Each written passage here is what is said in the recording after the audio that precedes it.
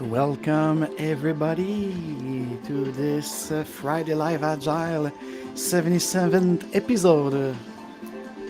Live stream starts soon. We're just getting started. Let's check in. Let's put our intention. Welcome to this virtual Agile Lounge. Come in, have a seat, bring your coffee with you, or maybe you're already at your martini or glass of wine. I don't know. But make yourself comfortable on this beautiful Friday, July the 29th of 2022. Already more than half of the tour around the sun is done. So let's check in. As I said, it's about 50-second delay between the studio, YouTube, and our friend over at LinkedIn again. I welcome the LinkedIn, those people who pretend to be professional, but who are we? Who are we as a all being? Think about it. There's a coming show this fall for the growing season of the Dare Real Agile podcast combined with the Friday Live Agile and outside the series of the Agile Wars, where we are going to expand our mind, bringing back this conscious leadership equation plus business agility that make conscious agility, something that I started in 2017, but we're going to refine it now, especially with the agreement-based change proposition. So have a seat, have a lounge seats. This week, Friday, we have the music from the collective, the Grand Sound, that you could find the magnificent playlist of deep house, chill music, Ibiza, sunset, and everything on Spotify and Apple, iTunes, of course, as well as on YouTube. I'm a subscriber of them. So I see there's about 5 people on LinkedIn. Welcome, LinkedIn people, with a 50-second delay. So if you'd like, I will open it up towards the last 15 minutes of the hours. I could even open an audio Zoom to have a better interaction between us.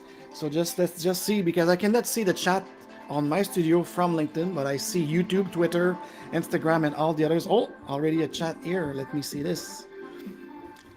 So we see now. Oh, a magnificent. So Jan Jorgensen, welcome. Agreement-based change, that's what works. Yes. And I would like to hear from you. What is your definition of it? Because I'm working for my book, The Next Level Agility. It's a working title on something. So welcome, Jan. And we are going to put some love and positive intention, because a lot of people misconcept this concept of Agile Wars, that it's an inside joke because someone called me out as the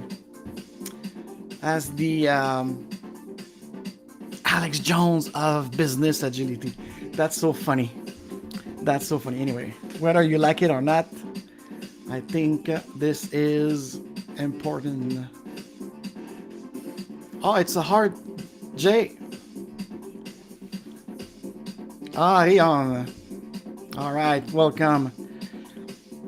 I don't know, because I won't get too much into my personal life, but I used to hang out with someone from the Netherlands, and maybe it's not from the Netherlands, and they told me to pronounce, oh, that's right, the G. The G is like Rilling or something like this. Anyways, I'm sorry about that. Try my best not to. So now, that's funny, because I'm just learning right now, it's empirical, with my new studio, that now the LinkedIn chat are going through. Magnificent, I love it. So I don't have to, but let's, so you're probably hearing me, that's perfect. All right, so I don't have now to get a second screen to see what's going on LinkedIn. So 25 people around the board on this beautiful Friday noon Eastern time on the East Coast of North America. So we have a lot to talk about today, and we are going to go ahead. So once again, gentlemen and ladies and everyone who are joining the show, and I will lower the music, of course, to get into this. I could open it up for an interactive like things, because the way I doing the show right now, even if it's a live, I try to be more like, I try to inspect and adapt and have this more way, because I'm listening to my listener and my viewers, and they say we need something more like beside the renting and the exchange. So if like a full show, like with an audio Zoom, and by the way, Ryan and John, as I said, if you stay till the last time, so you could ask and comment in the chat whenever you want. So I always reserve the last 15 minutes to go through your question or comment, and I could, as I said, if there's a lot of people today that are interacting more than just viewing it while having their sandwiches, because in North America we are at lunchtime, sort of speak, and so we could actually beautifully open the Zoom, and then we hear your voice, like back in the day, those podcaster and even the radio show, talk radio, used to, have this. And 75% of you watching this on Friday and Saturday, the rewatch on both Rumble and YouTube, you are not subscribed, so please subscribe and hit the bell to grow that community of high potential people who would like to hear stuff about business agility, conscious leadership, the Scrum way, the other way, about all around. So subscribe and hit the bell. Give me a glove on Rumble, always appreciate it. And of course, if you'd like to support the channel on a free base, you like and share this video to inspire others, and that's great. And we have today, because it's the last Friday of the month, for my jogger out there who love to download the Real Agile, like kind of art show on Business Agility podcast, the one went out is the 7 anti-patterns of a backlog. So we re-edited it for the audio listener. So that's going to be amazing, because I propose like also six ways to actually have proper, functional, and adequate backlog that also include the customer feedback. Oh, who would think about it, huh? So that's the thing. And I would like to conclude this announcement that we are taking the summer off. So this is next week, we're going to do a Friday Live, the week after, through the 19th of August. And then after that, I'm grid off. It's going to be the second year I'm applying it. Grid off means what? We completely shut down every devices, no access to internet. I'm going to be somewhere in the world. I don't know where in any ways yet. In private, I will tell people where I'm going to be and who I could meet in person, IRL, and real life. That's the way it should be now, moving forward in 2023 to 2030. And when we are going to come back, it's going to be terrible, because September is the beginning of my new year for the Agile Lounge for Business Agility. And we are going to have the Scrum Beer on September 22 in person in Montreal, in the old port of Montreal. So mark the date and expect, and if you'd like to subscribe to the value list, we don't have a mailing list here, we have a value list. So in that case, you go on YouTube or Rumble, and the description, you have all the link to subscribe to this beautiful value list. We only send invitation for special event, special conference that we co-host, or for the Scrum Beer. It's a user group officially from my church, Scrum Alliance, sort of speak again. So you're more than welcome. And this September 22, my team is preparing a couple of game board. We're gonna have a product owner game board, get Kanban game board. So we're gonna have beer, wine, popcorn, pretzel, and a couple of game board to play in person, to learn these little things and stuff. So card games, also we have a card games of anti-patterns to challenge people about what is the real Agile. So yes. So today we have a lot to talk about. Of course, the title is Stop McAgile, the one size fit me, one size fit all Agile consulting combo. So that might be a kind of an introduction to what's going to be inside this kind of renting, but with proposed value solution of the Agile Wars series, where I'm transforming myself and Coach AF, this kind of this bold guy that tried to denounce what's going wrong, but also as we there because we care, and I care about this community. I care about the experience of people, and I want to elevate. I really want to elevate the people, the workers, the employee, call them whatever you want. For me, it's people first, always people first. And every time I say that, I just remember one of my first class with Mike Beadle that was in Chicago, I think, when he was explaining this. And the first thing that he opened, the definition of Agile was people first, all at once, and definition of done, and get the shit done. Yeah, so anyways, and we're going to see today like a couple of things that I would like to present to you. So first, yes. So a lot of people wrote to me since, and some comments on other social network about war. I'm a peacemaker. You should be in love and consciousness and everything. Yes, but sometimes you have to shake a bit the barack, and I am who I am. And as I said, it was an inside joke about info wars, so let's make Agile wars. And I have the same initial in that bastard from Austin, Texas. I'm talking about, of course, Alexander Emmerich Jones, or Alex Jones, or AJ. So people call me AJ, people call into it. And yes, I'm bold and I proceed. Why not? So sometimes we have just to shake the cage, right?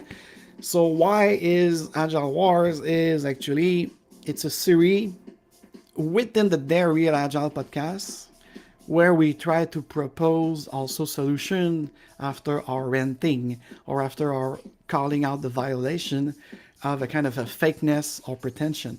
So that's the purpose of it. And it came to my attention lately, having great conversation with some of my clients and some of other collaborators, that we need to, and the introduction to Agile Wars I was describing, and it's still available on Rumble and YouTube, and we also put it on the Dare Real Agile audio podcast. You could actually appreciate this introduction where I describe what is the great split within this community of practice worldwide. And of course, it's summarily, it's only subjectively from my point of view and my team point of view. And I'm really open to constructive criticism, other viewpoint, other perspective out there. If you have some, let's have a debate. And that came from the great roundtable we did with Daniel Mizik, Sue Ryu, Jim Virkis, and of course Anthony M.K. Engleton, where we were discussing about this age of imposition, where the big firms or the consulting group who use Agile as a noun instead of an adjective, and they put it out there. So that's the purpose of the Agile Wars series within the Dare Real Agile, and I put like Daring Agile, Dare Real Agile. It's not a typo. I make it on purpose. Because yes, I think it's in this world of Agile Industrial Complex, now those who could be called purists, or could be called who'd like to show like Alistair Cockburn use from the martial art of CHOISI, and kind of setting the stage of where do we meet with our client, with our coachee. And I don't want to create like some phases like they will look waterfallic, but I mean, at some point, like what is the stage of your training? It's like sports and science that we have to putting back empirism into Agile. So that's and it seems that when we do it, little firm like mine, this Agile Lounge things, we are right now. I got a funnel of a lot of people, small, medium, and even large business, that they prefer to go through me instead of going to these big McDonald's combo competency leadership, whatever, what have you. That doesn't work anyways, and we're gonna see it like a little bit today. So on the menu, as I put on the description of this video, I would like to start and spark this kind of exchange. And as I said, like I know there's a chat coming in. I will reserve the last part of it because I'd like to be focused, and I'll be with you at the end just to do a roundtable, because I've got a lot that I don't want to miss. I have only about 45 minutes, an hour, so let's get to it. And please tell me, tell me if the music is too loud, because according to my feedback, it seems to be a little bit loud. So anyways, I can wait to see my colleagues comment lately. So 35 people across the board looking. So welcome once again to the Friday Live Agile special edition of Agile Wars of the Dairy Agile podcast. And now I knew it. I'm making a mistake live. Okay, here it is. So the menu. So I just talked about this context of the series. And no, it's not just renting. It's not just like the announcing thing. It's also like we did with the backlog episode last week. We call out 7 anti-patterns that we saw within our teams, within our organization that we help. And also we propose 6 ways to improve it and make it real agile. So it's still available, and it's now available also since this morning on the download capability, and you go around and do your workout with it, as you wrote me that you like to do this. And now there was a question, and kind of I tried to spark not really a debate but a conversation. Let's call it like this, like a conversation over debates, meaningful conversation to have like a possibility of improving together. So how is the quality and the product and services you receive lately? So really quickly about this. And then after that, I was joking with some of my project manager colleague and some product management people about what is going on in these large scales and state-owned organizations, especially here in Quebec and Ontario and Canada. I've heard from some of my colleagues in New York State. I specify New York State, it's not necessarily New York City, Manhattan. So they seems to be like the PMI as taking over and pushing and push back with his discipline, agile, registered trademark type of toolkit. So they push that scale agile framework out of those big organizations. So that's why we did the meme with the distracted boyfriend, and the boyfriend is who is those big corporations that now after like 10 years of failing with SAFe, now they turn themselves into discipline agile. So that's one of the things that I'd like to kind of describe, and why SAFe, it will generally bring you nowhere close to the agile mindset. And 10 reasons agile transformation don't work, and propose value driven to make this good again with empirism. So that's about the menu today. So let me know what you think about it. So I could make because today I'm really happy that I have people who interact. So let's go see some of the so yeah, YouTube is higher quality. Of course, it's always higher quality, especially for live streams, I mean. So thank you, Ryan. And I'd say, okay, so I tried to see the question.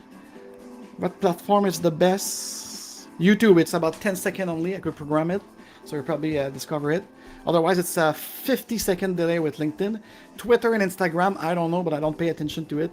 I see it after, because otherwise I'm going to be kind of crazy on the social media. And then preach. Yeah, well, John, I'm also walk the talk. You see it, and if you I don't know how long that we follow each other, and I don't even know if I met you with Mike Beadle back in the day. But anyways, so now, okay, so you seem to exchange between like forceful. So I'll get back to you, as I said, and if you like, I could open with my Zoom Pro. I've got the possibilities, like if you are calling the phone, and we could have you audio only. So on the show. All right, so. And I will pay attention, Ryan, to the subject that I would like to share with you, and mostly objectively today, because yes, and I'm gonna experiment this new studio of mine with sharing my screen. Oh, and just before, no, okay, let's do it, because it's already 20 minutes past the hours. So now I want to make it das up. Now you should see my screen right now. So discipline agile, it's a solid foundation for business agility. Apparently, that's what they say. So I will have been eager to see what is the viewpoint of our ex-master, the late Miguel. So Discipline Agile is a toolkit supplies straightforward guidance to help you, your team, and your enterprise increase effectiveness. Oh, okay. Apply and evolve. Apply and evolve. Really? With the they took it from one of my friends. The wall. We had the wall problem, the wall program back in the day. It was used for the way of working, yes, and consultancy, and we also used it for the our marketing solution on digital platform called the word of mouth digital, the WOMD, anyways, in the context sensitive manner, with these people first. So, and you see, and they think that they will replace the safe, complicated diagramming with this. So that's really funny because, and they talked about hybrid agile approach. So of course, they will continue to safeguard this project management type of thing of the past instead of going into the evolution over transformation of what is. So anyways, I wanted to show you that once again, there's a kind of another framework, and they call it a toolkit. And apparently this is straightforward guidance. So of course, it's all the verbiage. It's all the verbiage that, of course, we'll talk to some executive, that will talk to some like what I call old-fashioned, old world, old mentality type of thing. So, is Discipline Agile of PME? What is? Okay, really, for me, it's a new shit show of the IC. It's like the McKinsey Agile Transformation Office, ATO. So again, we took an adjective, a qualificative adjective, and we make it literally something like a noun. And if you don't do this, you should fear that you won't compete. And that I'm calling out like Steve Denning, like when I was reading again his article on Forbes. You cannot like just substance like stuff. It's for me, business transformation, with or without digital transformation, or this new kind of generation of application that we're gonna have, and the way we could like do business together and working, they have to go beyond the fear. We have to put some love and intention to it, and for me, that's the key, and that's bring me back to the question: how is the quality right now?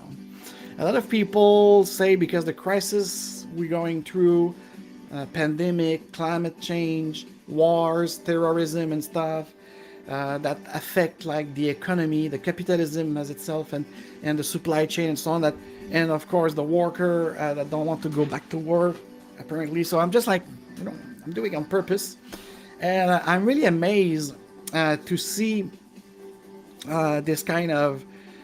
We put it. It's the fault of circumstances. It's outside of us.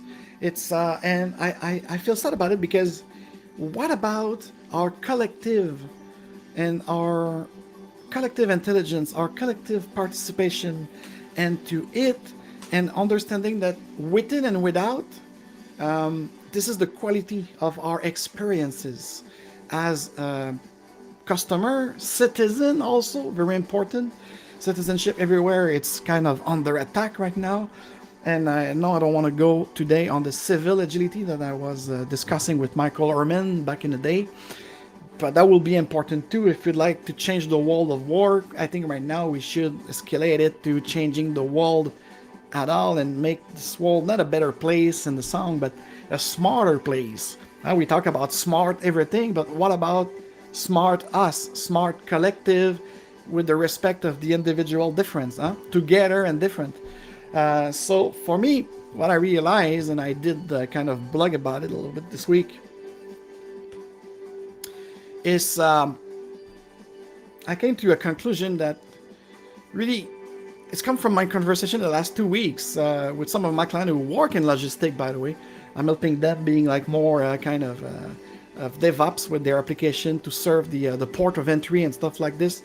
And so as a business consultant and a soi-disant agile coach, so I see the damage everywhere in any industry of this. And I'm really worried because and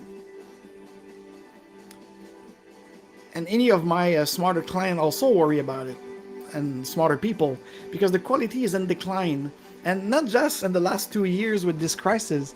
I started seeing it when I was doing my master in physics, and like looking at the leadership or the newcomer on the market. And I'm just talking about agile here, everything. And I was seeing like a kind of a decline of the quality of the performance, but not performance in terms of perform, but we are going into a culture of it's okay to fail, yes, why not? But do we learn from our failure? And that's the question, because the quality is lowering because, no, now we've been told that we could fail, that we could this. Yeah, but we still need winners, right? We still need to improve. Failing is okay, but if you're not correcting your mistake, if you're not utilizing this value mindset and principle mindset of the agile way of working, of doing things, what's the purpose? What's the goal? And when you see a decline of quality because people are making less effort because they think they took it as a prescription of failing, but they forget it's a description of also improving. I'm not. I'm generally speaking here. Of course, I cannot make like for now individual example, but the quality is in decline, and so many aspects of our workplace and life. So I don't want to sound nihilistic, but I have to say it as it is, and a lot of people don't want this awful truth. And how could we stop this path to a new dark age? Because this fourth industrial revolution, this digitalization of our world versus IRL, and the great split that I was even talking among our agile community, those who will go in for the money with fear and paying their mortgage and the whole way of doing things, and those who really like to elevate the human being experience as its workplace. Okay, so that's the split, and it's not a divide. It's there. I'm seeing it every time when I go helping my clients. So for me, I get a few to not going into this dark age, not just of agile, but of our collective society and civilization. There's a few value proposition here, of course, according to our community of practice. It's helping managers to become leaders. Because, sorry about that. Because if we keep managing things and this new world of this new economy, this new world of work and everything, so we need more leaders. We need people who could actually lead by example, who could actually practice with others, who coach people. The coaching is not it's really important. So we need to switch also to an invitation pull system over that impose push system. We need that pulling system, not just in software development and production team, but at the entire scale of the organization. Everywhere we have to invite those people, and they need to be self-sufficient and pull the thing, because this impose push system, that is also what I call the impose rush system. Let's rush it, let's go like run and do it faster, but you decline this quality. The quality is not there, it's not met, because you're going to do it too fast. So they all misunderstood the concept of iteration and most valuable product, for instance. Anyways, and the people, especially those we call the SME, the subject matter expert and in the field of engineering, of customer experience, of design, of any kind of development, over the structure and big process. If you hire someone, and I'm not the first one to say it, you could probably appreciate a couple of interviews with Steve Jobs talking about how they hire people at Apple since 1981.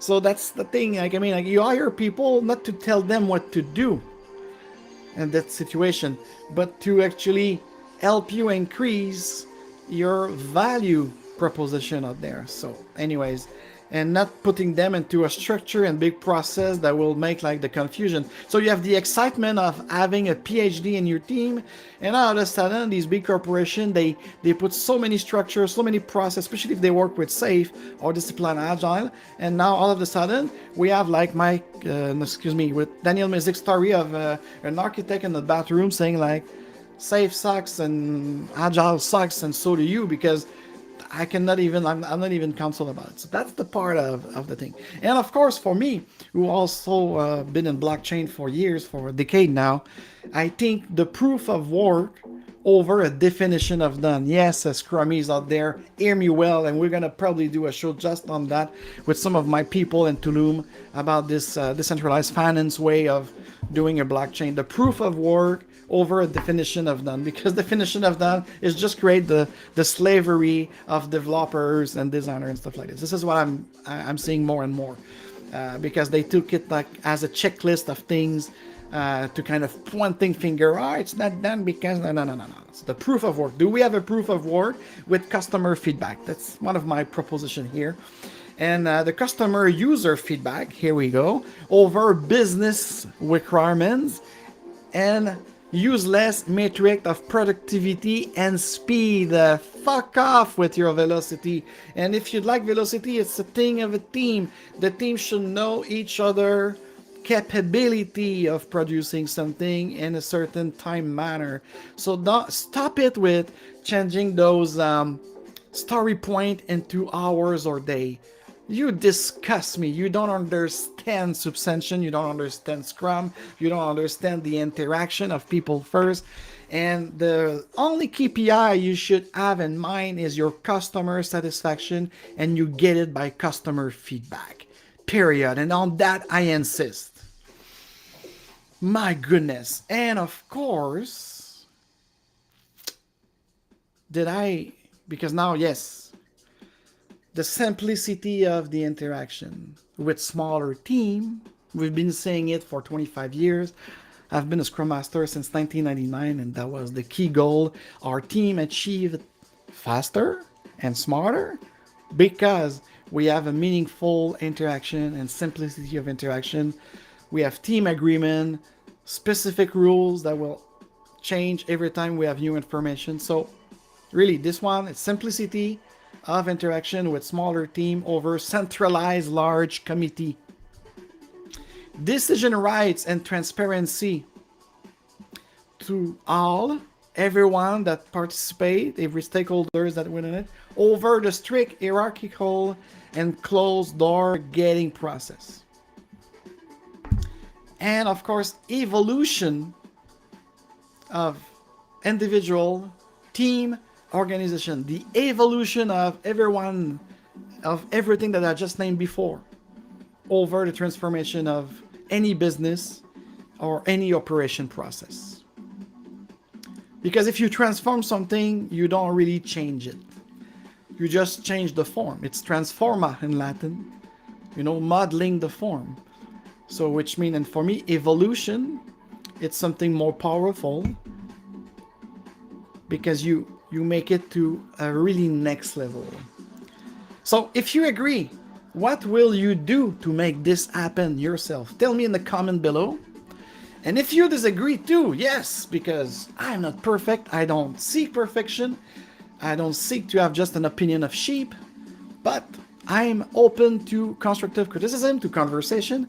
So if you disagree, what is your proposition? What do you have to say beside I'm just a stupid Alex Jones? Huh? So I'm very interested in your perspective, good or bad or ugly. So please share it with me in the comment below, especially on Rumble and YouTube if you rewatch this show. And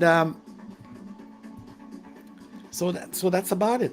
And now we are going to go into this poor child who is forced to eat some French fries, who is forced to have this combo, the one-size-fits-all combo, is soft drink, probably a Big Mac from McKinsey or Accenture, whatever. I don't even care to name those fuckers. And so safe, why it will generally bring you nowhere close to Agile mindset. So let's have it. Of course, I have to admit it gives you structure, but what I just said with the why the quality is declining. If you don't have interaction of the people first, if you just have a structure and then you diluted like the interaction of those people within your structure, your process, your rules, your procedure, blah, blah, blah, you're killing it. So even though like for some organization of doers, of old mindset, that could help. But when you put those structure of the DA and SAFe in practice, it fails with several agile value. Yes, the real McCoy, we are calling their real agile for the real McCoy, not because we think we have the truth. We don't have the truth. We don't have the definition. We have a definition. We have a perspective that we should exchange together. But for me, my analysis, after years of practice, after years of experience and walking the talk, that's this won't work. Agnostically, I will never sell it, but I will help people refine and evolve within even the SAFe framework. But if you really want to be agile and do agile stuff, it fails because it's very difficult to adapt to change with the SAFe, especially with this release train concept that I love to call the release train work, because of the dependencies create. And Agile was there, especially back in the day in the software development, that was there to make the dependency an opportunity, right? So, and then again, I will come with the simplicity. Even Jim I. Smith, he was the profounder of this. It has many rules and roles which make process and tools at a higher level than individuals and their interaction. Shall I mention the simplicity? Exactly. And also, it enlarged the gap between agile teams and their customers. So having access to user, to customer, to get the feedback, and to improve what we're trying to achieve and to work on the real thing, the valuable thing, instead of working on things that doesn't. So I often see people who are willing to go SAFe directly without even starting with the basic, and that scares me. The shit that scares me. I'm not fearing anything, but for me it's incredible, because I met people, especially in large cage and state-owned organizations. Oh yes, we are agile because I just get my leading SAFe training, or I went to PMI and get my ACPC, and then the DA that's man, whatever the fuck it is. I mean, yeah, but have you read the Agile Manifesto? Yeah, yes. On the leading SAFe, they talk to us about the 4 values. Yeah, but what about the 12 principles? What about the story behind why they gathered together in Utah? What about like those 17 guys, where they're from, what they have created before? Those SDLC, software development life cycle form, like the Crystal, the XP, the DADSM system and everything. No, do you know about this? You know why they converge the lean way with this customer consortium integration feedback that create the agile? So if you don't know that, but let's be a bit more specific here. If you really want to go agile, start by mastering the value and principle. Yes, like someone said in the chat earlier, preach. Yeah, but what about like doing it? What about like, eating your own dog food? So if you understand those values, how do they help you making decision? How do they help you actually having a better and smarter way of work? So these are made for that. These are made to build your response to change more effective, your capability of interaction with your customer, with your stakeholders, more not just effective but smarter, more valuable.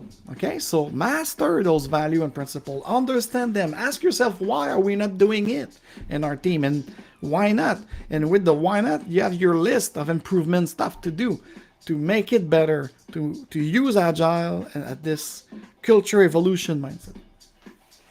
Practice over and over again. Exactly, I was talking about the Alistair Cockburn proposition of CHOISI, and this is what I like to do with some of my clients who have no way of understanding agile. So we go about this, learn from one master first, do a lot of mistakes, but learn from those mistakes, so over and over again, empirically, until you find the best fit for purpose for your context, which is business context, cultural context, and development context. But you have to practice it.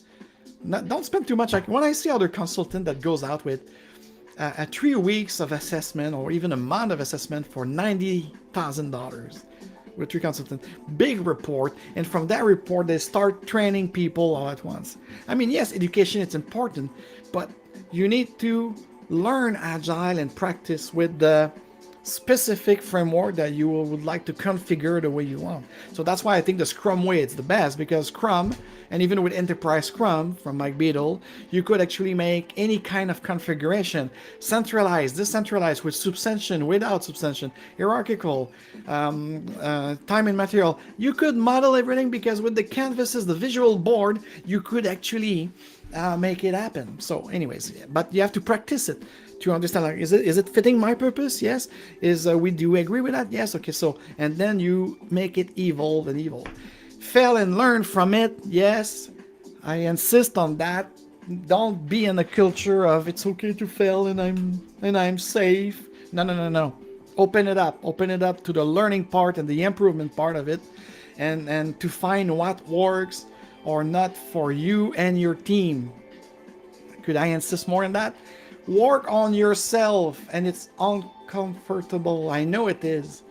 And yesterday I was lunching alone, doing a meditation across the water in the beautiful old part of Montreal with a beautiful sun. And I was thinking about it, like, it's so hard to accept ourselves. So how could we accept others? How could we actually make a bridge with intention and love? Yes, I insist, love, guys.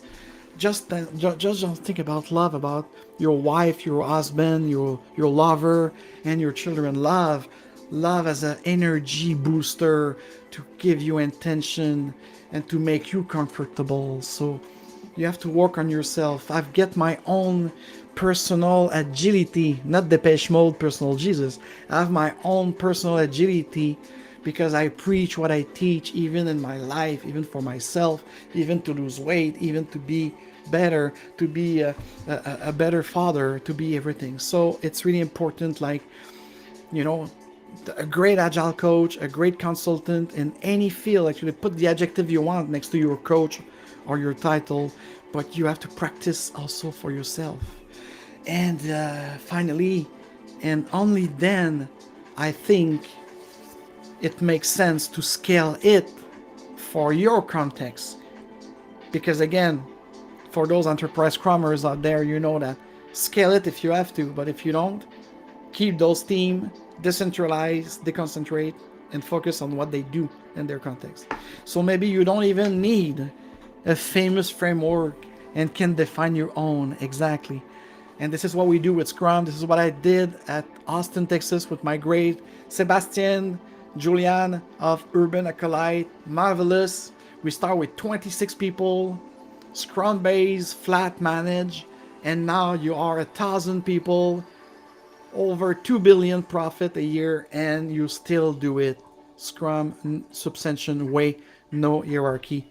Shout out to you guys at Urban Acolyte in Austin, Texas. And so that's basically it. So let's take a little break here. It's already 12:44. I talked too much. So what do we have in the chat? Oh my goodness, guys, I love you, and I will definitely need. Oh man, and you're only 2 right now chatting among the 46 people across the board watching.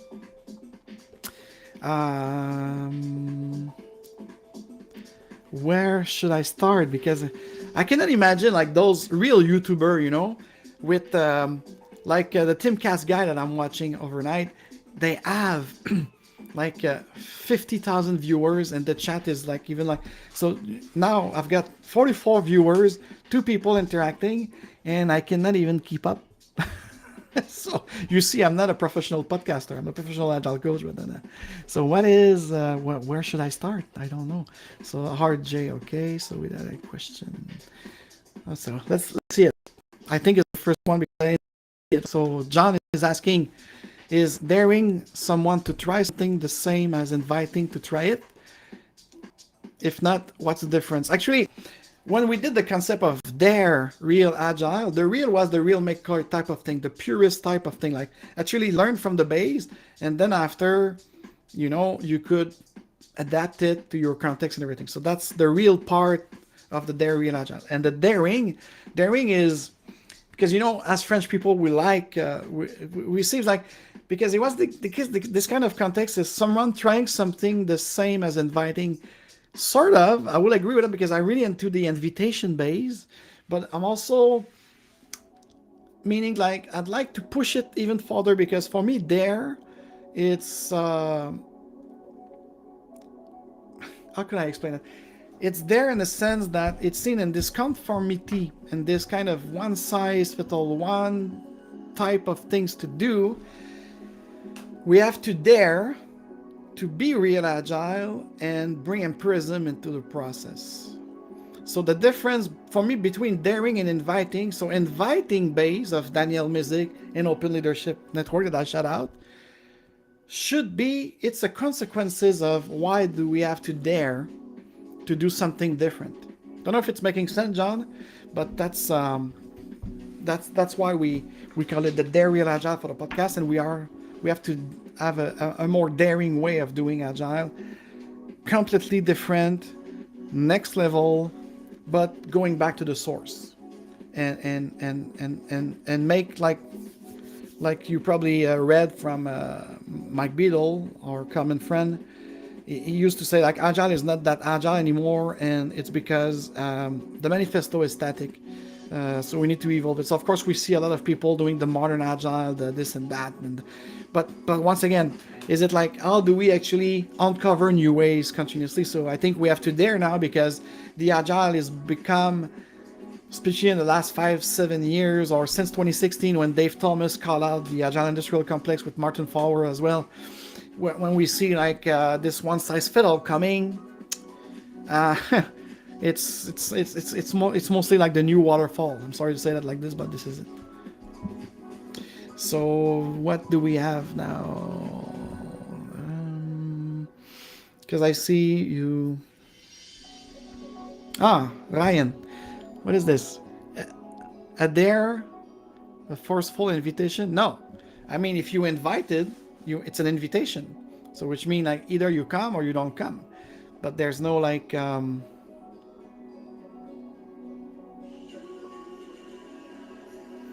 Great question. I put it there, Ryan. I'm not sure because I think Shalloway was describing something more into the other system called DAD from the ADSM or something like this, working with Jim Highsmith and Scott Ambler, but we have to double check about it. But I think it's completely different than the discipline agile that PMI is kind of constructed with engineer and project manager. So I think so, but there's a lot. So now I feel for my colleague who have a lot more than me as a 500 subscriber with is there other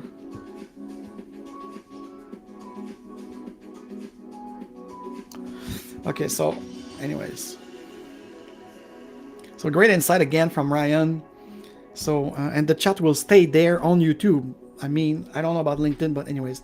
And yes, of course, Ryan, I'm focusing on this, but now absolutely dare to be different. But you have to understand also in my other companies, because yes, I'm doing agility and stuff, but I've got other company of working with DJs, entertainment and stuff, and we have another also. We are different in all aspects of our enterprise. But yes, that's the thing. It's to be inclusive and embrace diversity because it's an oxymoron. The D&I culture, for me, it's kind of confusing because if you'd like to have diversity, you have to be different. And the inclusion, it's to make sure that we accept each other as we are. But we have, as I said before, we have to know ourselves and the universe we are in. If you don't know that, that make those kind of discrepancy. And now you're just different to be different, and there's no meaning on it. So, all right. So let's see. If you give me permission, because I still want to go to some other part of the subject that I had prepared for you. Let's finish the show with those. If you like, my guess, 10 reasons agile transformation don't work, and a proposed value driven to make it good again, okay? And we'll end the show on that. And let me know right now in the chat, for those who are live on this Friday, July the 29th, if you'd like me to open the Zoom audio to have a kind of a conversation. It will be, I think, easier and more agile to interact on the Zoom audio. So we're going to hear your voice on the live and not your face, but still. So tell me right now, as I'm going into the 10 reasons agile transformation don't work. And for each of those anti-patterns or those kind of reason why it's not working, I try to make a proposition out there to all of us to think about it, to spark our mind about it, to try it and practice it with some of our clients. I'm doing it and they love it. So number 10, we have a top-down implementation of Agile versus all at once, which means top-down, bottom-up, and coactive invitation again, Ryan. So I think it's important. So that just don't do a top-down implementation, not even just a bottom-up implementation, because we see teams like doing chaotic, and they don't have the buy-in on the management level, the leadership level. So what's happening? And I've seen that movie so many times. What's happening is they don't have budget, they don't have support, so they fail in the two aspects of how the leadership could support them, and they don't understand because leadership is not explained what is Agile, what is Scrum, what is Lean, and everything. So they don't say like why I should pour about $15 million into it on top of the development of my product. So that's why bottom up is not either good, that top down. It have to be all at once.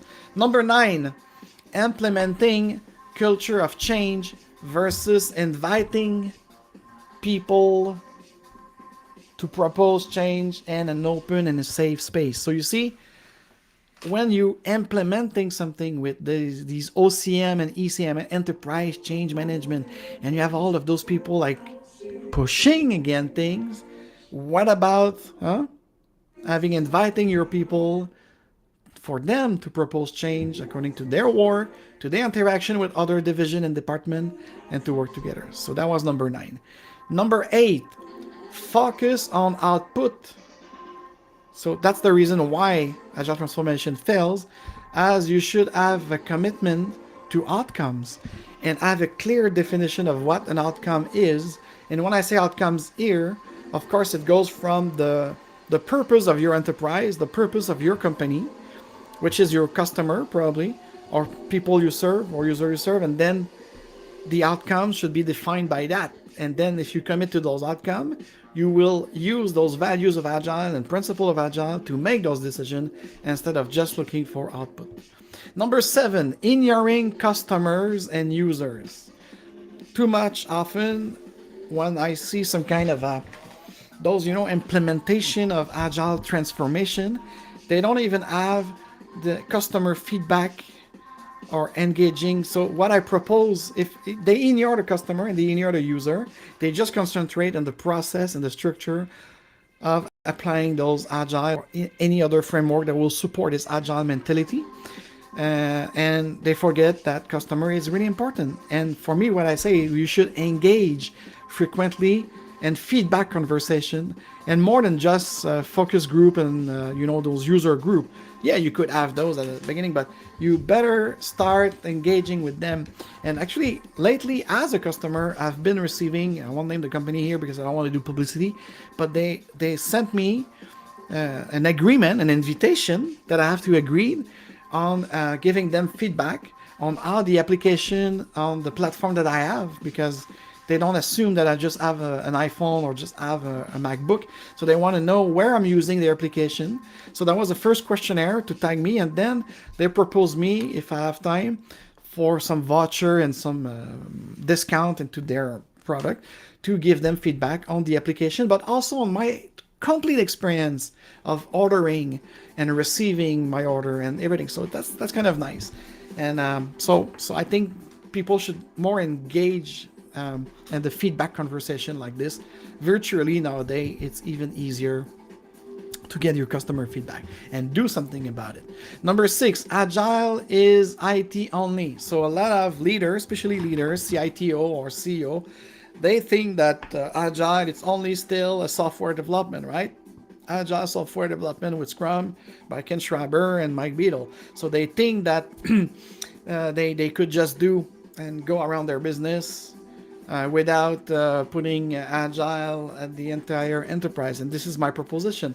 Agile as a qualificative adjective for the entire enterprise to be. And educating people on exactly what those software team are doing, but they need your support and they need you also to be agile in the funding of those projects and also transferring a project to a product. So here we go. Number 5, agile on team level only. How many times did I see it? Even like myself, I received RFP, request for production, or request for work, I should say. And it's all based about like, I just want you to teach my team to be Kanban or Scrum or DevOps and blah, blah, blah. And I said, like, what about the rest of the organization? What that team is interacting with who? Only a marketing team, only this? And what about your operation? What about your IT security? What about... So you have to be really careful. It's only a team level thing versus an org level and business agility altogether. So that's what I will propose. Of course, if some teams just want to have a trick to do something, I'll do it as an enterprise, but I will be conscious enough to mention to them that there's greater than just their team being Scrum and the other teams not being anything or whatever. So you get the picture. A lot of people think it's at team level, so it could be a manager that will convince people like, oh, you want me to drive faster? Let me hire Alexandre as my coach. And yeah, but I kind of do it, but sometimes it's not because I want to upsell myself, but it have to be not just at team level. Agile is about faster delivery. Velocity again. No. Agile, agility, it's the flexibility. More you're flexible, more you put simplicity in your movement and the smarter way of moving, you will be faster. So faster is an outcome. It's not the mean. So that's why I'm proposing simplicity of delivery process with more interaction and a smaller team that will give you speed. 3, the third reason of agile transformation that's not working. Implementing agile in a waterfall way. I'm seeing it too much, especially large-scale organization. It's not a noun nor a product. Agile, hear me well. Now I'm going my Alex Jones style. Agile is not a noun, it's not a product, and it's not a project. It's a state of mind with values and principle system to help you manage decision and make things happen better and smarter and then faster. You want the Daft Punk music with that? Number two of why transformation don't work, it's again implementing. Implementing immutable process. Really? Now, we propose at the Agile Lounge to create a learning environment where people learn from each other and from their mistake continuously. Because if you just have an immutable process and tools, what about the learning environment? What about like this open and safe space to share your failure, get feedback? Also, like we talk often with customer feedback, but what about the employee feedback to improve the way they work? See? And number one, finally, of the 10 reasons why agile transformation don't work, the desire to be agile. A lot of people, oh, yes, I want to be agile, until it's time to do agile stuff. So for me, I said like, no, it's loving common sense, being high potential, being intelligent, and wanting to improve, wanting to get moving, get innovate, changing things more. It's my 77 show. And if someone have time to watch from my first show in Tulum when I was exiled in the pandemic, all the way from now, not only on the technical aspect that you could see improvement, but you could see improvement in my interaction, in my ways, and my stuff, and also the way the subject are presenting and everything. So anyways, that's just an example. So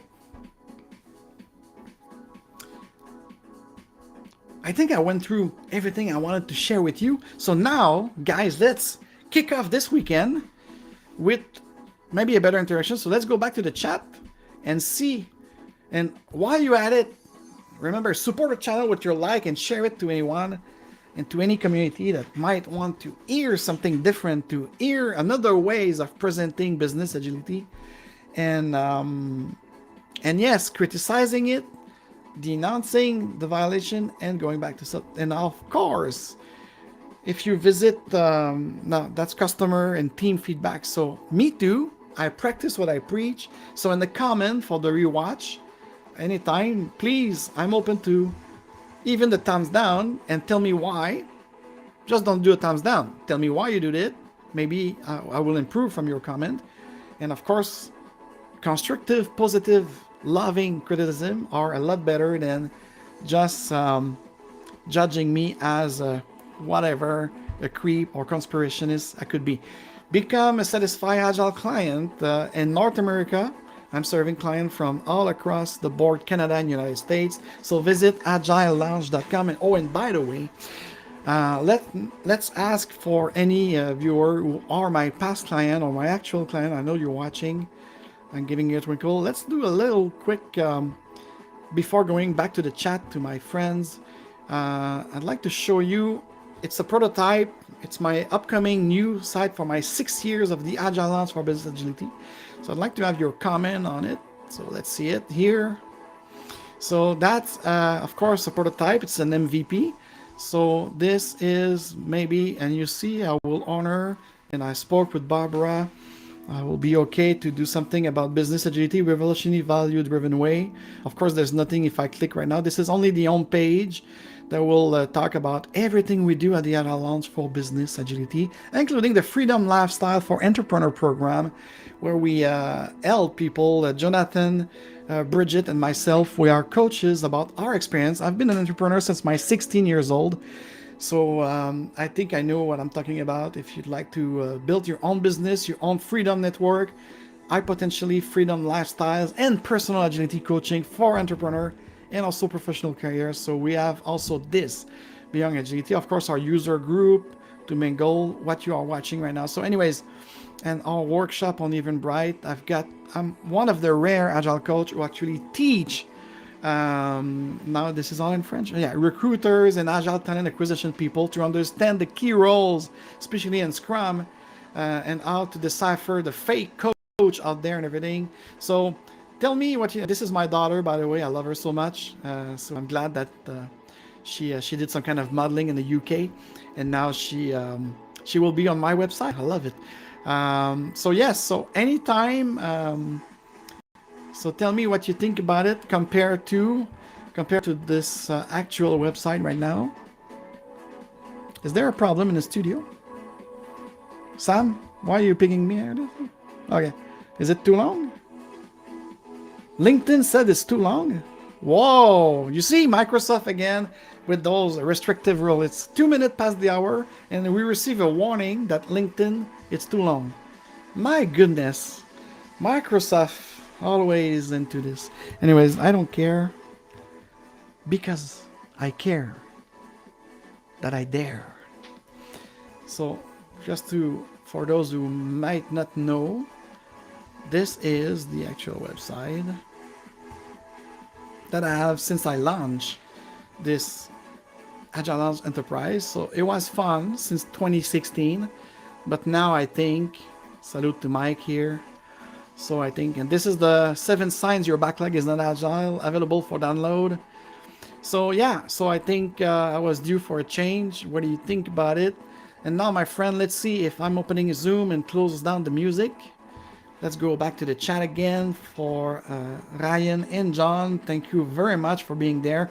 Now I see both on LinkedIn and YouTube. Yes, Purple Man. Can't wait to be with you guys. I won't say that much here on public, but he's the purple man. I'm the orange man. But be careful, huh? Orange man, it's my favorite color. I hate to be associated with something subjectively at end. So, really great comment here. But do we have? Thank you so much, Ryan. Do we have John still with us too? Because I see now, of course, it's only 20 people left, 4 people on LinkedIn, with this warning that it's over time on LinkedIn. Is it amazing? You don't see it, but I see it. And Sam, actually, my assistant in San Francisco, just pinged me about it. So this is, what do we have here? It's the only realm within which you have completely free choice. Oh, love it. But it was about what? Do I have a timer here? 12.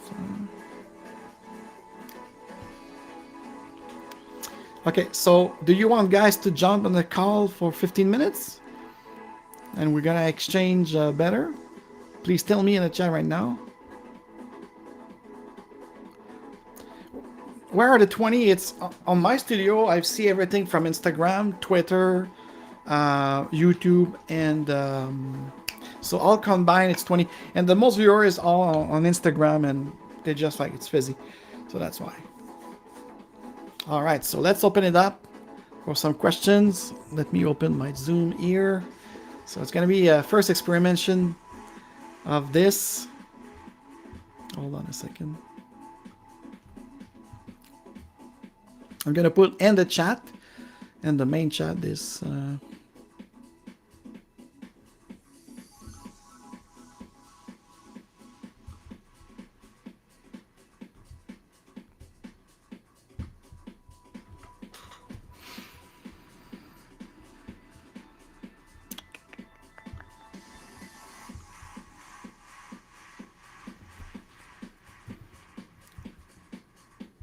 there we go. So the link is there. The passcode, it's got secret in French. Sorry about that. It's Agile. Just type Agile after you get into Zoom at 514-212-1391. But if you click the link, you should be welcoming. So, okay. Oh, here it is. Ryan. It's a full experimentation right now. I did accept you. Where are you? Here you go. Here is coming, Ryan.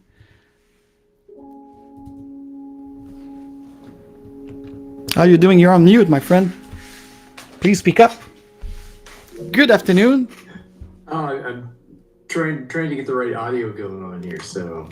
No problem. So I'm not sharing the screen, so I just want to make a test because it's the first time finally we could get this interaction. So as a good DJ, let's just see if we hear your voice more than just in the feedback. Yeah, I have a decent mic. Can you hear me? I just want to make a test because it's the first time finally. Sorry about the feedback. It's all right.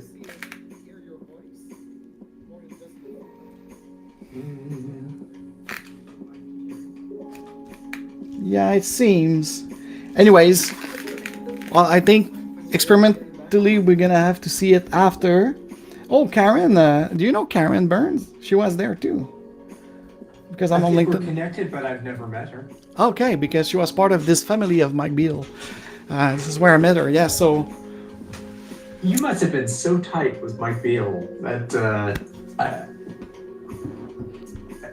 I'm so sad that I never got to meet him or. So hey, I'm glad you're here. So yeah, I cannot imagine. I'm not a professional podcaster or what have you. So only two great gentlemen, John and Ryan, were there, and I couldn't keep up with all of the messaging. And I didn't know where the chat was the best. Seems like the YouTube is the one you followed. No, but the funny thing is when I'm using the streamer, on the streamer you have everything: Instagram, Twitter. So. And of course on Instagram they just like a lot of people just say hi.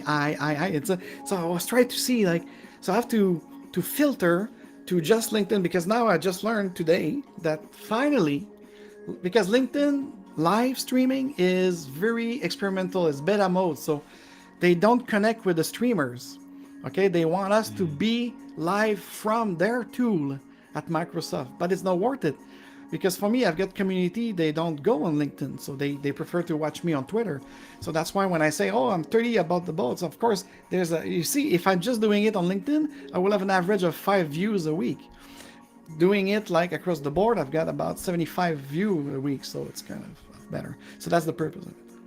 Yeah, again, I just didn't know. This is my first time joining you. I've seen your invites, every week. I've been hoping to join. I just haven't. I listened to the podcast, a while back. Definitely the one with Daniel.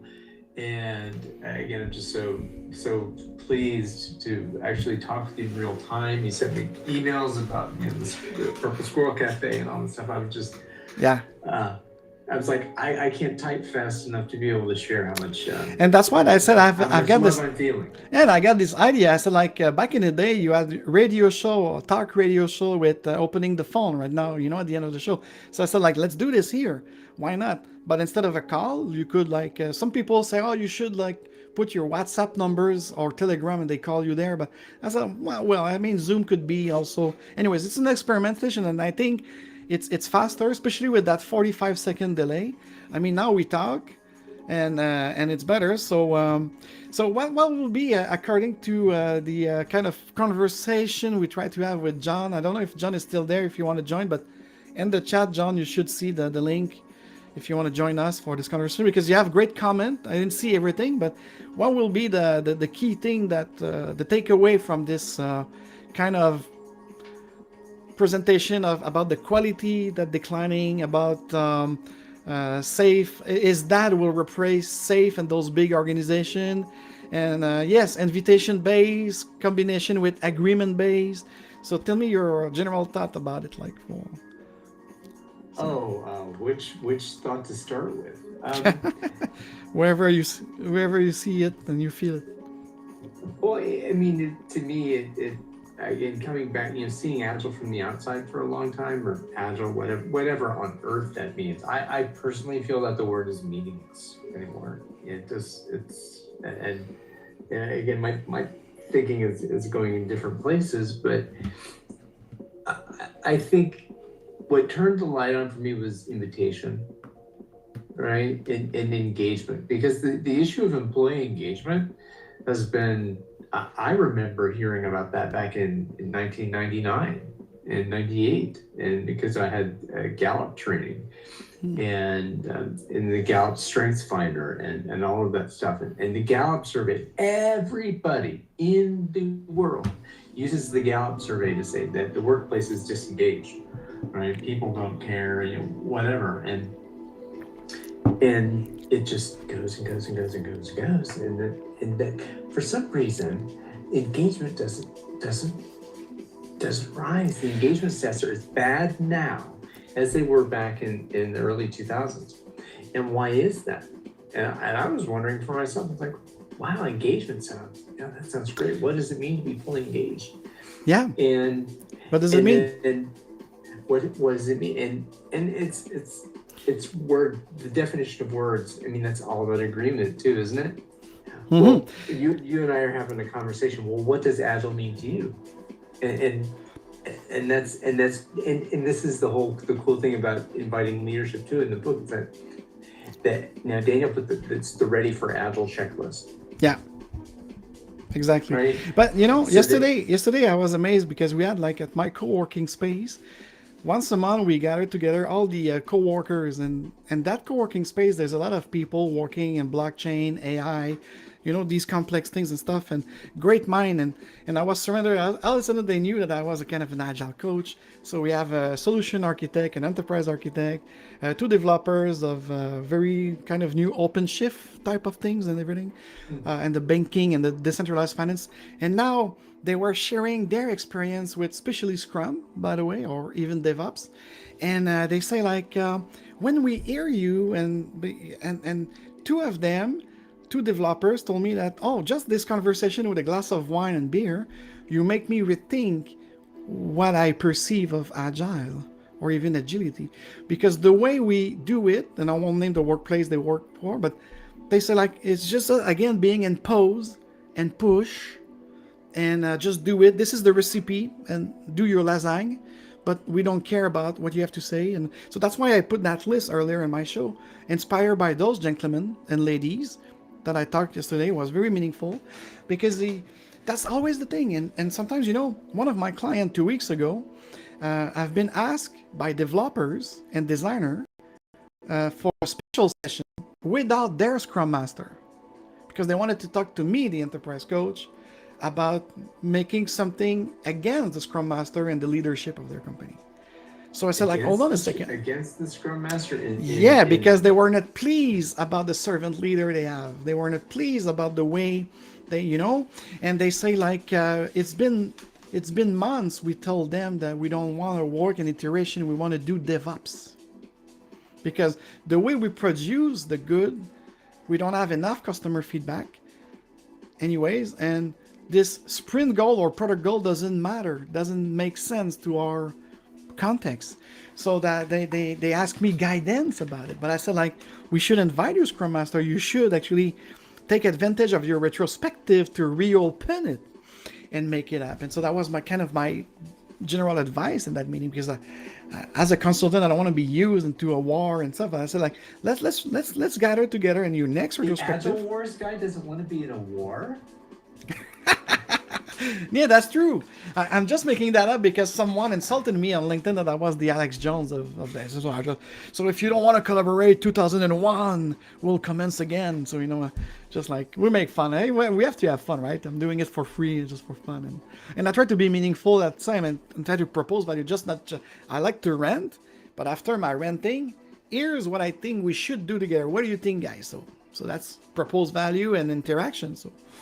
So I'm like that. So you're telling me that the story that team was this in the co-working space that the developers No. That's talking to you about, because this is something else. So something else. What was the team that invited you and excluded the Scrum Master? And the product owner and the whatever other stakeholders. Only the software guys, the QA people, and some designers, like the workers, those who are at the core of what the product exists. The people for whom Agile was invented, right? The people doing the work were getting burned out back in the 90s, and then the 17 gurus of the mountain went to Snowbird and said that we want to make the world better for the people doing the work, writing the code, and for the people who are receiving the code, right? Yep. So connecting that. And then the lights turned on, and then now 20 years later we're back. And who is Agile for? Agile is for the coaches. Agile is for the Scrum Masters and product owners, and Agile is for the consulting firms. And that who is left behind? Who's not in that picture? Again, the developers. You talk about engagement. Whether they are consultant or employee, permanent employee. What I receive right now in the last 5 years, all the feedback, all the openness of those people in the one-on-one or small group conversation, it says, like, everyone always apply it as, we could use the word one size fits all again, but it's like, and especially, developers. I met a guy at 3 different clients. Could you imagine that? A very, very genius programmer who I met at 3 different clients? Yeah, because these guys are jumpers. I call them jumpers. Because they think that the grass will be greener out there, and the Agile will be a better Agile company. So I even though with my talent Agile, not just for recruiter, but also for programmer, I said, ask those 3 questions, or those questions. I won't make it like, maybe I'll make a show just on it. But I mean, ask those questions in your interview to see how much they are really Agile, and then you will be able to fit in it. So anyways, I kind of build trust. I'm not just a trusted advisor for executive. I think I'm a trusted advisor for people to work, but in the meantime, I try to, if they have impediment on cultural mindset and also process, they should solve it as an open conversation with their people. So it's one thing to ask the coach about something, but what about what you could do? So but they are left behind, and not just the developers. I'm talking a lot about engineer, but there's also all of the other creative people, even like people and the business ownership with sales and marketing, that they were introduced more and more into this business agility. But who knows really business agility? That's another question. You have to define. You have to agree on what it means. And I remember with Daniel Mizik and the group of McAgile, it took us about 18 months to agree on something, to add a definition that you could still appreciate on. So let me add, and if you wouldn't mind indulging me with a little bit of the history, I have a meeting at 1:30, so me too. I would very much like to hang out for a while. You've convinced me to come back next week. Yes, next week. I don't know exactly what will be the show. So on Tuesday you should know, but I don't know. But or maybe that could be you. That could be you and I having a conversation on a topic that Sure. you'd like, because the Day Real Agile, it's an open mic as well. It's a conversation. It's not an interview. It's something that we could have, like, and we'll be more than happy if you'd like to propose me something that you want to dare talk about. You want because you care. We dare because we care. That's the tagline. It's the caring, care agile, dare agile, care agile. Yeah, exactly. I'm all about the words, but so you mentioned Daniel and Mike Beadle, and so there was some circle, some gathering that you were all together talking about business agility. I Yep. So when was this, and can you just tell me like the 3-minute arc of what that was?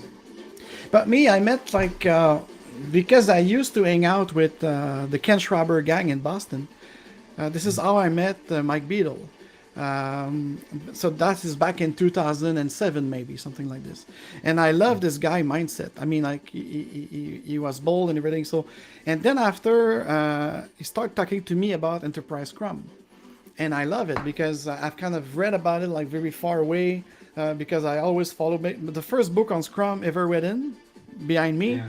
That's also the first book I read to help my team of engineers becoming a Scrum team. My first Scrum team back in 1999 was highly inspired by Ken Schraber. And so that the book back there, I'm sorry, I asked you to tell me a story and then I interrupted you in the middle of it. Yeah. So that, okay, so all right. But the thing is, when I read that book back in 1999, this is when I kind of learned about Ken Schraber and Mike Beadle, and the manifesto was not there yet. Remember? So I kind of reached out, and you remember there was forum groups within our email that you could apply to a news group and to a MARC stuff. Exactly, using it. So I was there with those guys. It was the Boston group something, and so and then we exchanged. So I knew Mike virtually since the early 2000s. And because back then we didn't have Scrum Alliance, we didn't have Scrum Org, nothing was there. You have only some books and those news group and on their net and stuff like this to exchange with other Scrum Master and other people. So that's kind of how I met him virtually for years and years.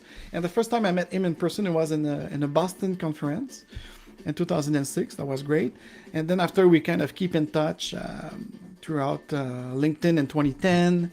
And I start being interested in his classes that he was doing beyond Scrum Alliance for this Enterprise Scrum. And actually, and so I finally met him again. And that circle of people, I will say, this 2016 kind of line when Dave Thomas went out about Agile is dead, when Martin Fowler called out the Agile Industrial Complex, when Mike Beadle also wrote this great paper that I did couple of weeks ago. I read it to you on Medium, like Agile is not really Agile anymore and why, and he explained it. So there was like a kind of, and they see that counter revolution. So he tried to gather people around the real revolution for him was business agility. And actually, Evan Lebrun from Business Agility Institute was a lot influenced by both Martin Fowler and Mike Beadle to kind of created it. So, and then of course I won't name everyone there, but in the circle they were kind of, it was very, but I liked it. It was more like an open space than a safe space. It was not safe to be around all of those guys because it was kind of knock it out. But that's the story. So that's why I told you 18 months to came to a proposed definition of what is business agility, center of what Mike always foresee with others like me about customer engagement and employee engagement.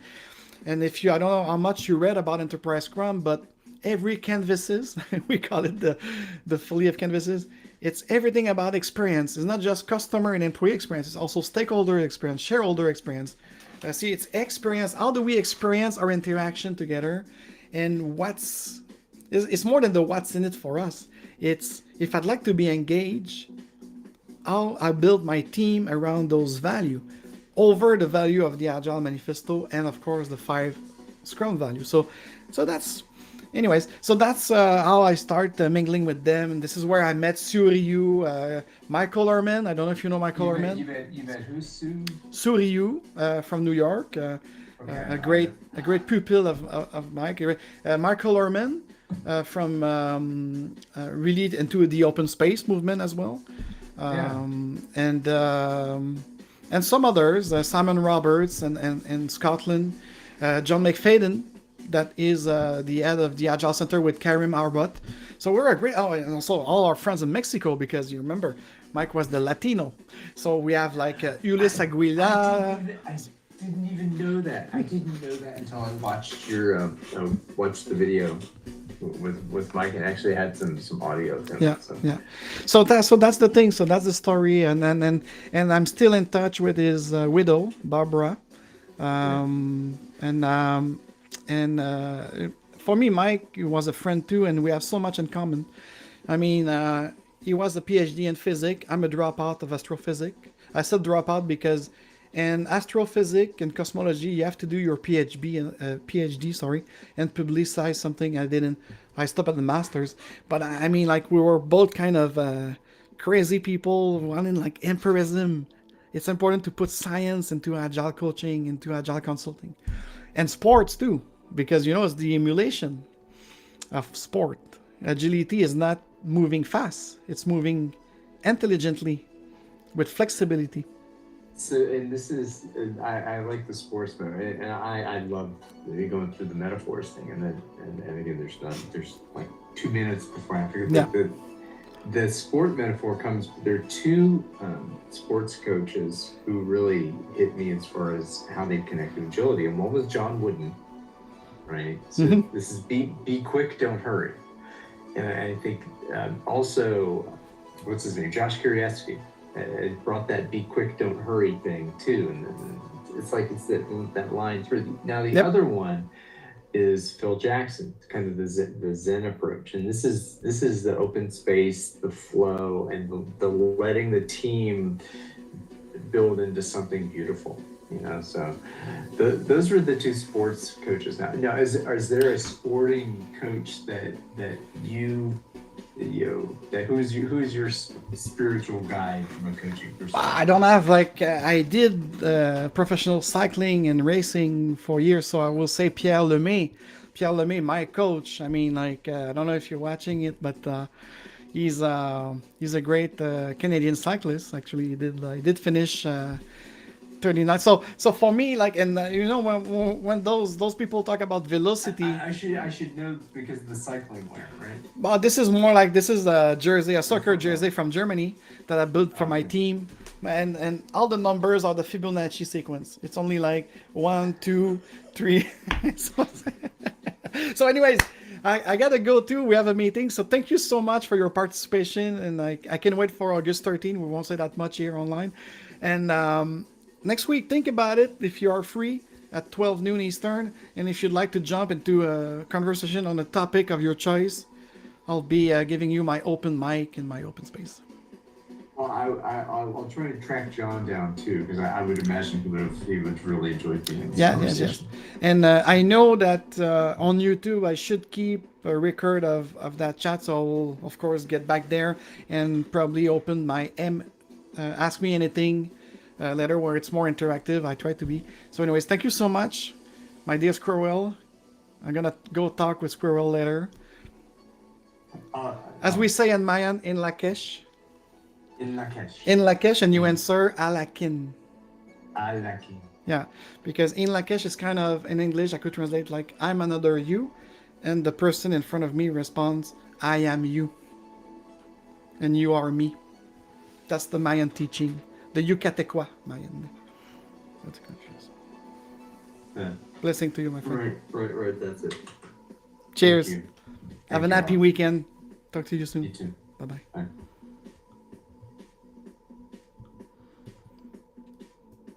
So, ladies and gentlemen, it was a great conversation with Ryan Erickson, and we might have him on the show next week, maybe. Who knows? So on that, whoops, it seems like one of your stream is having yeah, it's LinkedIn again, probably. LinkedIn again. So anyways, yeah, we are over time according to LinkedIn. But anyways, remember, people, remember, you are a wonderful person. You are a powerful person, and you are free to be whoever you want it to be and to do whatever you want it to do in mutual respect in one another. On that, a happy weekend to you, and see you next week. August already. August! The watermelon month. Cheers.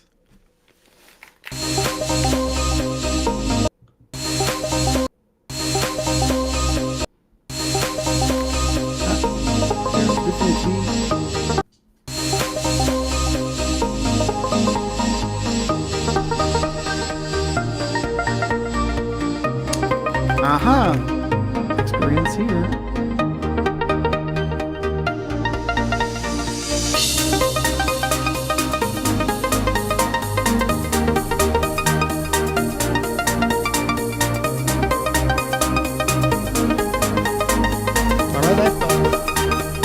That's it when you're on Perco. I don't know exactly what's going on, but I wish you a good weekend. No outro this week, I think.